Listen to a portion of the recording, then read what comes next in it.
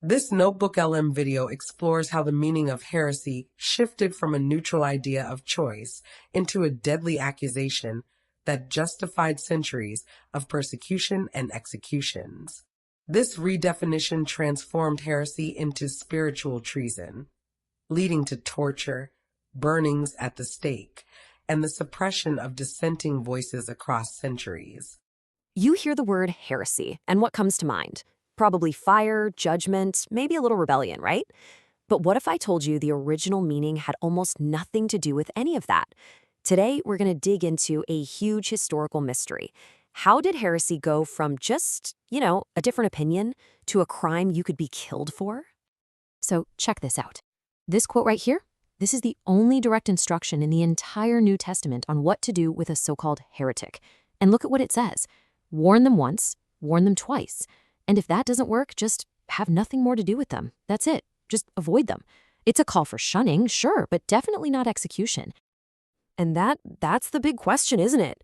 If the instruction was basically to just walk away, then why were people executed?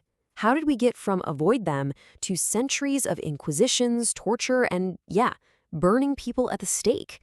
To figure that out, we've got to go all the way back to the start.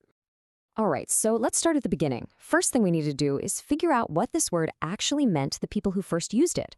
And trust me, the answer is probably not what you're thinking. Okay, get this. For a word that carries so much historical baggage, the word heretic shows up just one time. Once. In the entire New Testament.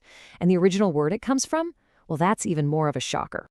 So the original Greek word is heresis. And here's the kicker. It wasn't a bad word. It wasn't an insult at all. It was just a neutral description. It literally just meant a choice, or a school of thought, or a sect. Kind of like picking which side of a debate you're on or which philosophy you follow.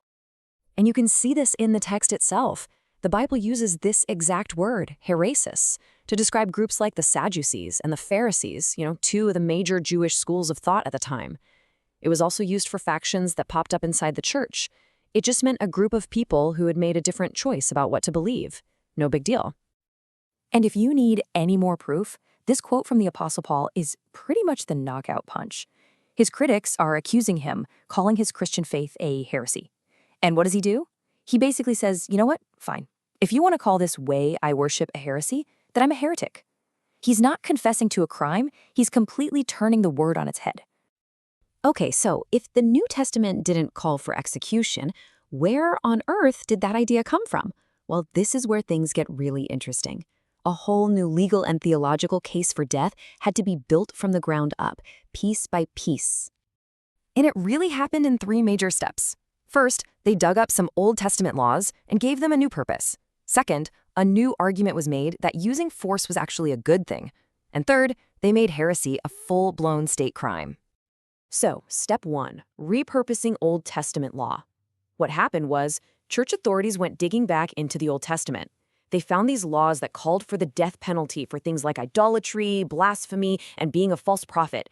And then, they made a leap. They argued that Christian heresy was basically the same thing as these ancient crimes, so it should get the same punishment, death. All right, step 2. This is where a really influential theologian, Augustine of Hippo, enters the picture. And he comes up with this pivotal and, frankly, terrifying argument. He says, look, murder is bad, it kills the body. But a heretic kills the soul for eternity. And in his mind, that made heresy an infinitely worse crime than just plain murder. And to justify this, Augustine took this one line from a parable in the Gospel of Luke, compel them to come in. Now, in the story, it's about getting people to a party, but Augustine reinterpreted it to mean that the state had a duty to use force to compel heretics to come back to the true church. The logic was, it's a harsh form of love. You're saving their eternal souls. And that brings us to step 3, the final piece of the puzzle, politics. Once Christianity became the official religion of the Roman Empire, everything changed. The Theodosian Code was passed, and it officially made heresy a crime against the state. Suddenly, disagreeing with the church was the same as disagreeing with the emperor. A spiritual mistake was now political treason. So there you have it. You've got the repurposed old laws, the new theological argument, and the power of the state all backing it up. With those 3 things locked in place, the redefinition of heresy was complete. It wasn't just about a simple disagreement anymore. I mean, look at this shift. It's huge. What started as a doctrinal error, a spiritual issue that you'd handle inside the church, it morphed into spiritual treason, an attack not just on the church, but on God and the state. It became a political crime, and the punishment was death. But here's a really crucial point. It didn't have to be this way. This path toward violence and coercion, it wasn't the only option on the table. There were plenty of other Christians at the time who had a completely different vision for how to handle disagreement. You see, within early Christianity, you kind of had these two competing mindsets. There was the heretic faction, ironic means peaceful, and then there was the eristic faction, which means combative. And well, as history played out, the combative side won. The group that wanted strict rules and forceful enforcement took control, and that decision really set the stage for centuries of conflict.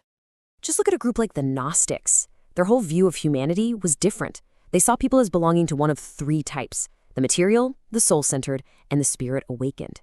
For them, salvation wasn't about following rules from a priest. It was about achieving gnosis. That's direct, personal, divine knowledge. Authority came from within, not from a bishop. And you can see how that idea would be a major threat to a church trying to build a top-down power structure. So that leads us to the question, how did this new, deadly definition of heresy become so powerful? And how did it stick around for so long, even surviving into the Protestant Reformation? It's a legacy that is just packed with contradictions. This timeline really lays it all out, doesn't it? You can see the escalation step by step. In the New Testament era, it's a division, and you just avoid them. Then around 400 CE, Augustine says it's a disease that needs coercion. A few decades later, it's an official state crime. Fast forward to the Middle Ages, and it's spiritual treason, punishable by burning. And maybe the most shocking part, when the Reformation happened, guys like Luther and Calvin didn't throw this idea out. They kept Augustine's framework and continued to go after heretics. And that brings us to the biggest, most mind-boggling irony in this whole story. A massive system of state-sponsored execution was created, all in the name of a savior who preached love your enemies, who told people to turn the other cheek, and who rejected violence even when his own life was on the line. When you boil it all down, the story of how heresy was redefined is more than just a history lesson. It's a powerful cautionary tale. And it leaves us with a question that is just as relevant today as it was 1,000 years ago. When belief and power merge, who gets to decide what's true? And what are the consequences for anyone who dares to disagree?